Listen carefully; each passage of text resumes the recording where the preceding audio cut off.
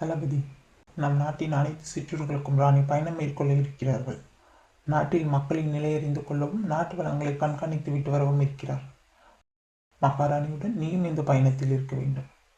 ஆகட்டும் அண்ணா, இந்த பயணம் என்னுடைய பொறுப்பு. ராணியும் நீயும் வர இருப்பதை அனைத்து சிற்றரசர்களுக்கும் ஓலை அனுப்பிவிட்டேன். நாளை விடியலில் நீங்கள் புறப்பட தயாராயிருங்கள். நிச்சயமாக மன்னா.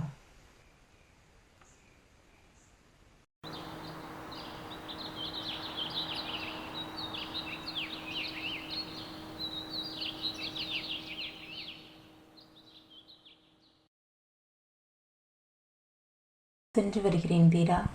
கிளம்புகிறோம் அண்ணா. தளபதி, பயணம் ஊருக்குள் இல்லாமல் காட்டு வழியில் செல்லுங்கள். அப்பொழுது காட்டிலுள்ள நிலையையும் தெரிந்து கொண்டார் போல் இருக்கும்.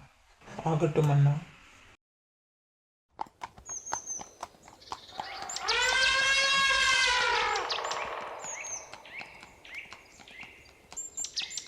மகாராணி, கவனமாக இருங்கள். நாம் காட்டு வழியில் செல்கிறோம். தளபதி, நான் வெறும் அலங்காரம் செய்து கொண்டு அரியணையில் மட்டும் அமர்ந்திருக்கும் ராணி அல்ல. உங்களுக்கு நினைவிருக்கும். மன்னித்து விடுங்கள் மகாராணி. நான் உங்களுக்கு சொல்ல வேண்டியது என்னுடைய கடமை. பரவாயில்லை தளபதி. நாம் முதலில் அருவி நாட்டிற்கு செல்வோம். அங்குள்ள சிற்றரசர் நம்முடைய வருகைக்காக காத்திருக்கிறார். உத்தரவு மகாராணி.